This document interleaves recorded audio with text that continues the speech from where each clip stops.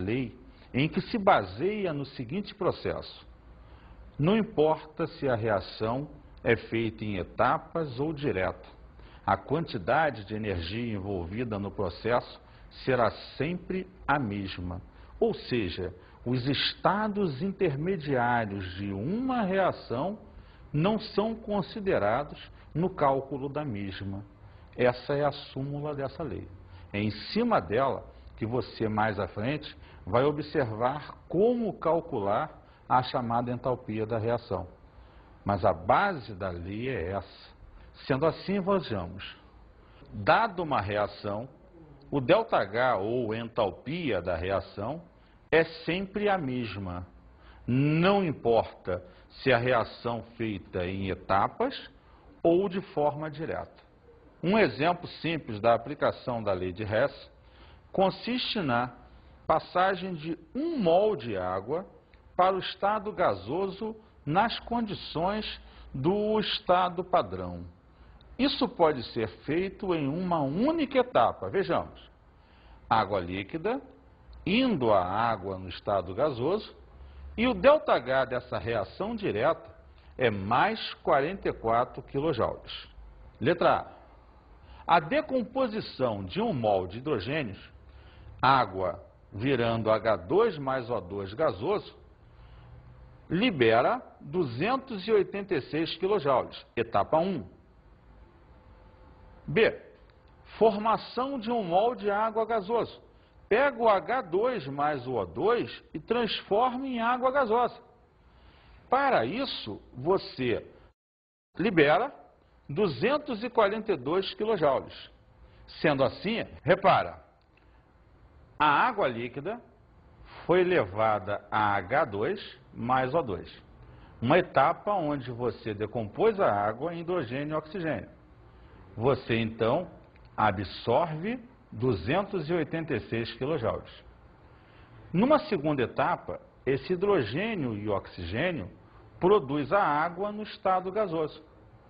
O hidrogênio produzido nessa etapa foi consumido na outra. O oxigênio produzido nessa primeira etapa foi consumido na segunda. Sobra, então, a água líquida gerando a água gasosa, que tem um ΔH de mais 44 kJ.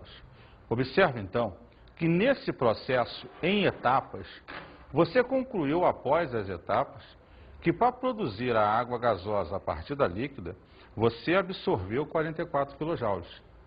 E foi mostrado a você, quando a reação estava direta, lá na letra A, que a mesma reação direta, sem etapas, absorvia 44 kJ.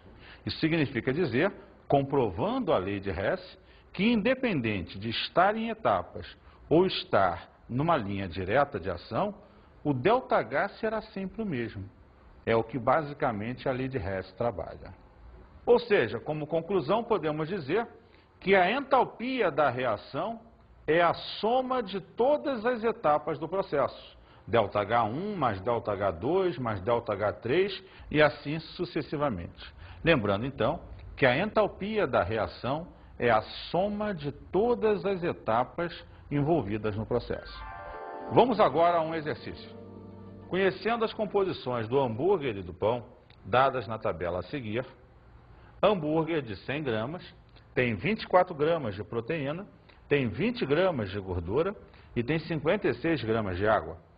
O pãozinho de 25 gramas tem 12,5 gramas de carboidrato, 2,5 gramas de proteína, 1,25 gramas de gordura e 8,75 gramas de água. Letra A.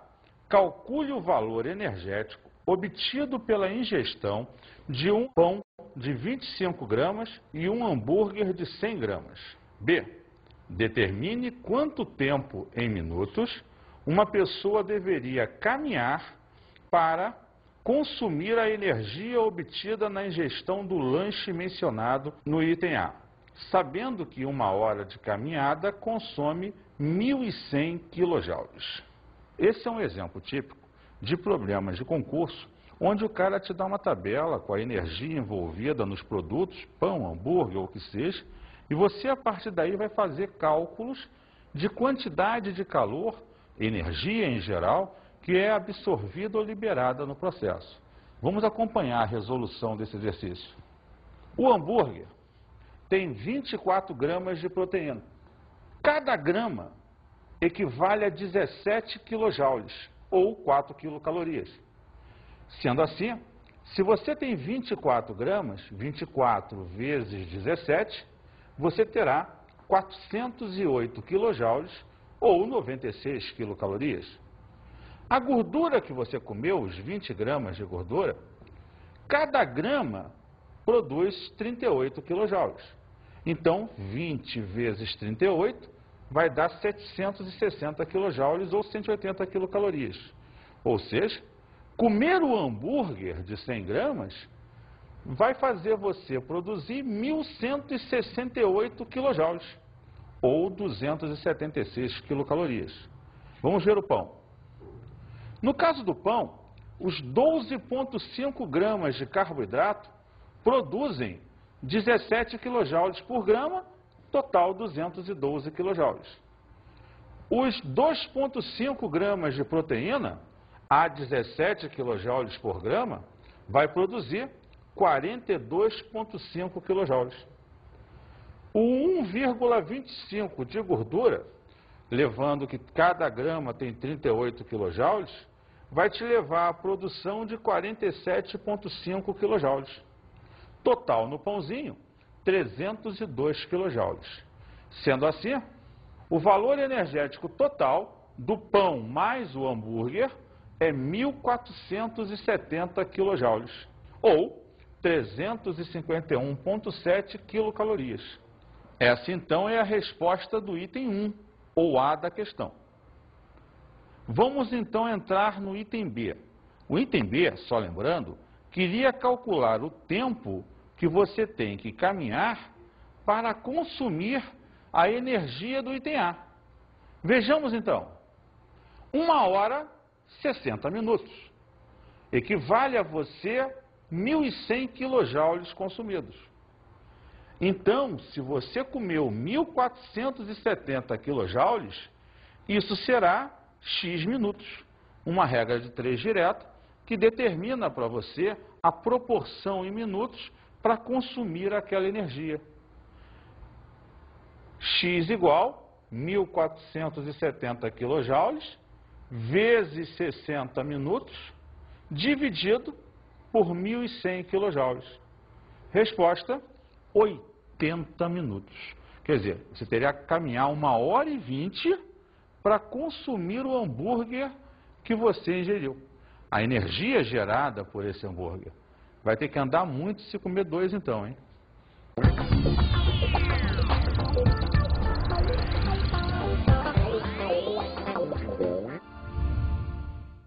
Uma boa dica para você é procurar tabelas nutricionais sobre o quanto de energia cada alimento produz quando digerido e a sua quantidade e trabalhar exercícios envolvendo esse processo.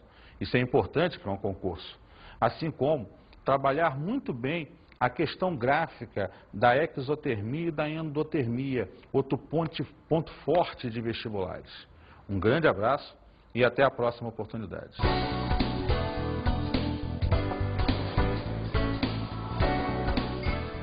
Na aula de hoje estudamos termoquímica.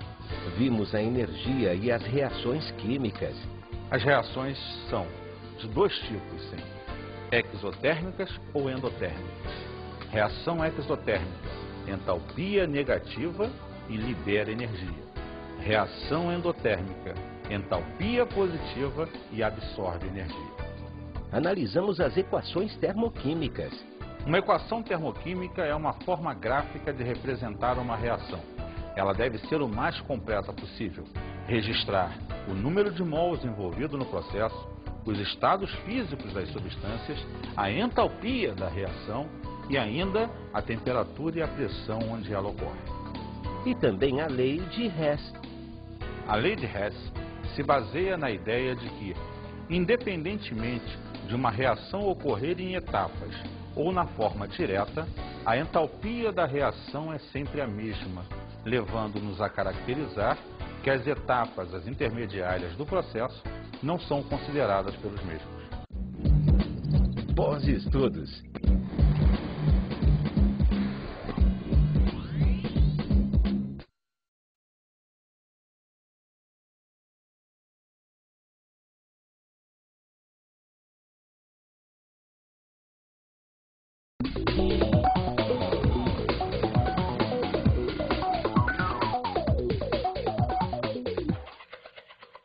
Meu querido, procure entusiasmar seu aluno com a questão nutricional do processo. Hoje o mundo está muito preocupado com a questão do que se come, do que se bebe, do engordar, do emagrecer.